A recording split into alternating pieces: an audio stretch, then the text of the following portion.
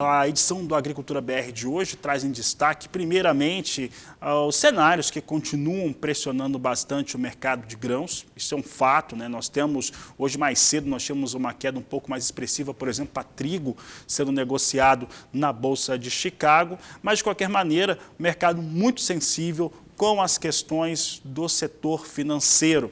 Isso tem a ver com a guerra, tem a ver com petróleo, disposição de produtos, entre outros fatores, além também do posicionamento dos bancos centrais das principais nações em todo o mundo. Para falar a respeito deste assunto e principalmente como o mercado agrícola se comporta, eu converso agora pela internet, ao vivo, com o Cristiano Palavro, analista da Pátria Agronegócios. Cristiano, obrigado por mais uma participação, por estar ao vivo conosco nesta sexta-feira.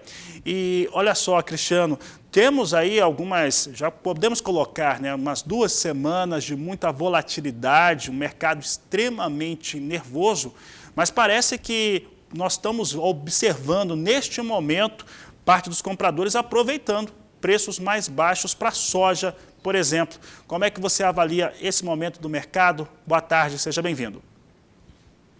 Muito boa tarde, Fabiano. Obrigado pelo convite novamente. Bem como você colocou, nós temos visto uma volatilidade bastante intensa nessas últimas 2 semanas em especial. Essa volatilidade é fruto dos fundamentos do mercado agro, em especial do clima nos Estados Unidos, parte da Europa, no clima em geral do hemisfério norte. Porém, esse é um fator que tem causado menos efeitos ao mercado agro do que propriamente a macroeconomia. Realmente há uma percepção de desaceleração econômica em importantes economias globais, entre elas Estados Unidos, União Europeia e partes da Ásia, como a China, e isso tem colocado investidores em ritmo de cautela. E nesses momentos de risco, realmente as commodities acabam sendo mais penalizadas, enquanto moedas fortes, como o próprio dólar, por exemplo, acabam sendo beneficiados. E é isso que a gente está vivendo nesse momento. Apesar de fundamentos do agro, oferta e demanda, que não ensejam esse baixismo todo, a gente está vendo o mercado recuar muito mais por uma aversão ao risco que a macroeconomia traz nesse momento. Cristiano, e neste momento, quando você tem outros fatores contaminando o setor, temos também fundamentos que são muito interessantes. Um dos fundamentos que são interessantes é a questão da oferta em relação à oleaginosa. Você falava de clima. Clima nos Estados Unidos tem um cenário, né, uma cena que mostra forte calor, água ficando ali mais escassa, há preocupações em relação ao desenvolvimento de lavouras e até alimentação de gado, por exemplo, nos Estados Unidos. Hoje é muito claro que está ficando neste cenário. Por outro, também ainda pegando os fundamentos, nós vimos no último relatório de oferta e demanda um cenário de rebaixar ali a demanda chinesa, pelo menos a expectativa, de 99 para 98 milhões de toneladas, parece não ser muito, mas muita gente está falando que essa queda pode ser maior. Nesses aspectos, pegando só os parâmetros do agro, como é que fica o cenário para a soja? Bom, a gente tem que lembrar que realmente o relatório do USDA trouxe um recuo na área plantada, porém a gente vai passar por uma revisão agora já no mês de agosto.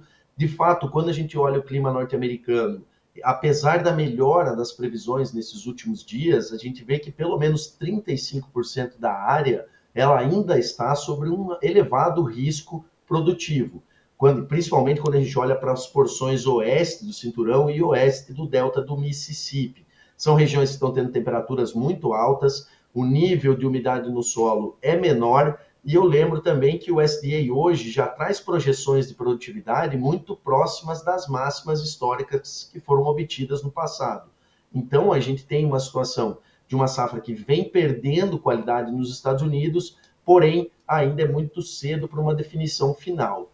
Mas o mercado tem deixado de lado esse que é o principal fundamento, se realmente a gente vai ter uma oferta suficiente para atender uma demanda global. E a demanda realmente vem caindo.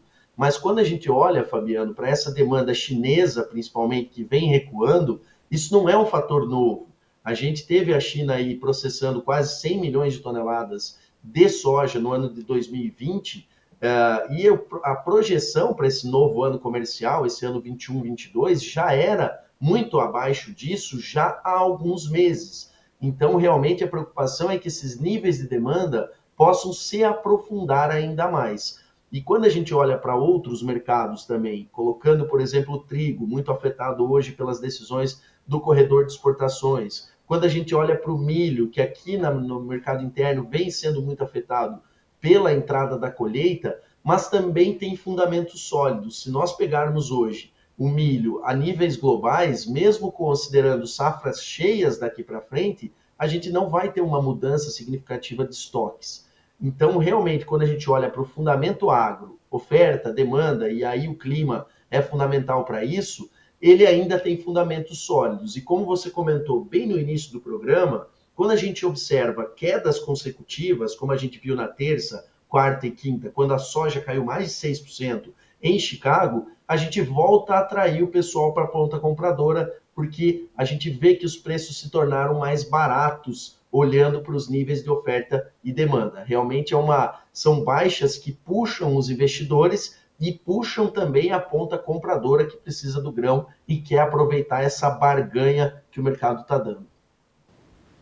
Cristiano, pensando principalmente no nosso grande importador, China, ela tem apresentou agora uma necessidade, né? Ela foi às compras mesmo, o preço caiu, foi às compras. O quanto que a China precisa comprar ainda, pensando num cenário no qual ela vai se abastecer até um pouco mais cedo, por conta do Ano Novo Chinês de 2023, né? Que vem um pouco antes também. Olha, a gente tem que lembrar que a gente está com níveis de compras da China bem abaixo da média normal para o período. Apesar deles terem voltado um pouco mais agressivos nessa semana, especialmente com soja norte-americana, o ritmo de compras dos chineses, em termos de média de navios por semana, ele está quase na metade da média normal para o período. E isso é puxado por dois fatores principais. Primeiro, que eles exerceram boas compras nos últimos 2 meses, principalmente, e acabaram protegendo-se aí da necessidade imediata. E hoje também eles têm níveis de estoque dos derivados, em especial farelo, mais altos do que tinham até algumas semanas atrás. Então, essa fraqueza nas compras chinesas, ela pode continuar nesse final de julho, para o mês de agosto, mas de setembro em diante, a cobertura de compras dos chineses ela é baixa. E eles certamente aproveitarão esses recuos do mercado para voltar a atrair essa demanda. Quando a gente olha como são as estratégias das estatais chinesas, em especial uma das estatais chinesas que atua muito aqui no Brasil, eles não estão agressivos na compra nesse momento, estão em grande parte do país fora de mercado, porém estão monitorando a oferta. Onde está a soja, onde estão os armazéns que ainda tem soja, porque realmente há uma percepção do retorno desses chineses de setembro em diante, até para recompor parte dos estoques que foram queimados durante o período de preços muito aquecidos lá em Chicago, que foi até o mês de junho, mais ou menos. Cristiano, e pensando em tudo isso que você acaba de nos destacar, que é a visão global do que nós temos observado para o mercado de grãos. Ao mesmo passo, nós temos um produtor brasileiro que tem comercializado a sua soja de uma maneira bem mais lenta do que em anos anteriores. Em anos anteriores, o produtor, quando ele antecipou um pouco mais essa venda, não é que ele perdeu, ele poderia ter ganho um pouco mais e ele adotou uma estratégia de esperar mais nessa safra, na 21-22 e na 22-23 também as vendas antecipadas vêm da mesma forma, muito lentas. Pensando nesse produtor rural que tem soja para comercializar, como que essa postura dele, ela pode influenciar o negócio ou não? É um momento de esperar mesmo agora, já que os preços aqui no Brasil ficaram um pouco mais baixos, ressentindo também as quedas que nós tivemos nessas 2 últimas semanas em soja em Chicago? Ótima pergunta, Fabiano. Realmente a gente olha o comportamento do produtor, ele reflete realmente o histórico de curto prazo. E realmente quando a gente olha para os últimos 2 anos em especial, quem vendeu muita soja antecipada, especialmente na safra 2021, quando a gente tinha patamares menores do que R$ 100 e depois a colheita bem acima disso. Para a safra passada até não fez tanta diferença, mas com as quebras aqui também acabou tendo uma recuperação de preços muito boas depois da colheita. O produtor acaba operando, né, sua soja no mercado a termo com o pé um pouco mais no freio. Um outro fator que é importante destacar é que no pós-colheita, as vendas mais lentas também refletem margens mais positivas, porque houve a necessidade de menos venda de soja em volume para cumprir os compromissos financeiros. Então, o produtor teve a oportunidade de guardar a soja por mais tempo, já que já estava capitalizado para os seus compromissos do primeiro semestre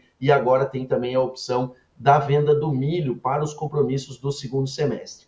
Quando a gente olha para 2022 e 2023, é fato que a gente está com vendas muito lentas, mas o produtor está fazendo conta e observa que nesse atual cenário de custos extremamente elevados, principalmente para aqueles produtores que têm uma área relevante de arrendamento, a conta está muito apertada, Fabiano. E aí, aquela velha máxima do mercado, antecipar, ter pressa para fazer um negócio que nesse momento não é tão bom, não é interessante. Então, essa é claro que se os preços caírem mais, o preço acaba sendo interessante, mas o produtor realmente tem pisado ainda mais no freio agora com essas baixas do mercado. Em termos do que, o que pode ser recomendado a ser feito nesse momento, é derivar esse preço. Nós temos um Chicago ruim nesse momento? Temos. Então, vamos deixar essa ponta Chicago mais quieta. Nós temos prêmios para 2023 em patamares médios?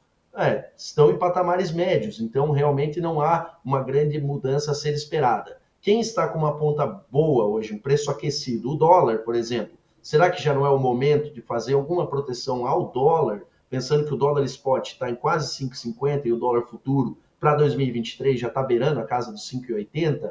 Então, talvez para quem está mais preocupado, que não vendeu nada ainda lá para frente, é pensar nos fatores de formação do preço e aproveitar o que está bom e deixar para negociar mais para frente o que ele considera que está em patamar baixo. Talvez seja uma estratégia que o proteja um pouco mais do que simplesmente deixar tudo para negociar lá na frente sobre um preço que ele não sabe efetivamente quanto vai estar.